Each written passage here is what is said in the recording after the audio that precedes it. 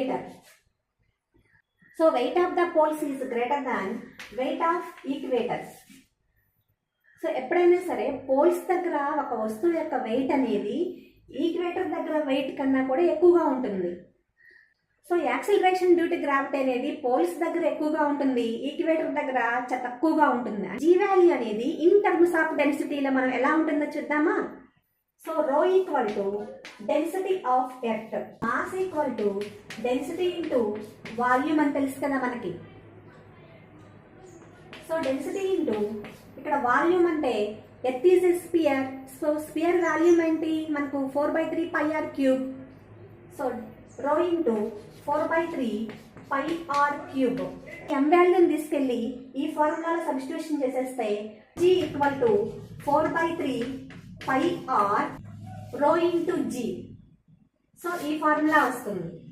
Okay students, acceleration due to గ్రావిటీకి 2 formulas వచ్చాయి కదా, వాటిల్లో మనం దేనికి ఏ ఫార్ములా ఎప్పుడు వాడాలి తెలుసుకుందామా.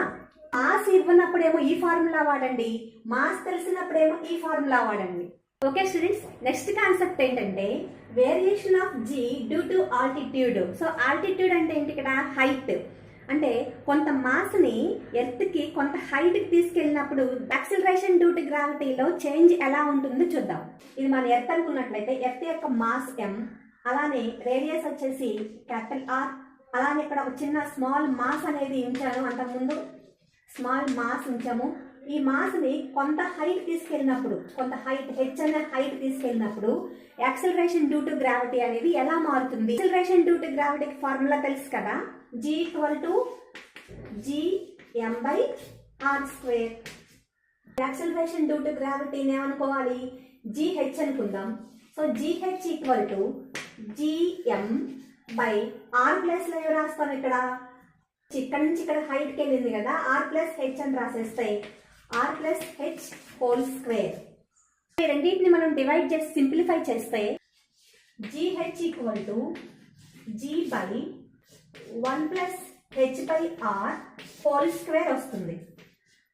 So here h is much smaller than r. So here h is much smaller than r. ఫార్ములాను మనం కొంచెం సింప్లిఫై చేస్తే GH ఈక్వల్ టు 1 - 2h/r. ఈ 2 ఫార్ములాస్లో ఏ ఫార్ములా ఎప్పుడు వాడాలి అంటే, ఈ ఫార్ములా అనేది రేడియస్తో కంపేర్ చేసుకున్నప్పుడు ఈ ఫార్ములా వాడండి, హైట్తో కంపేర్ చేస్తే ఈ ఫార్ములా వాడండి. ఈ వీడియోలో ఇదే గ్రావిటేషన్ అనే లెసన్లో మోస్ట్ ఇంపార్టెంట్ కాన్సెప్ట్తో మీ ముందుంటాను. Thanks for watching. Please subscribe.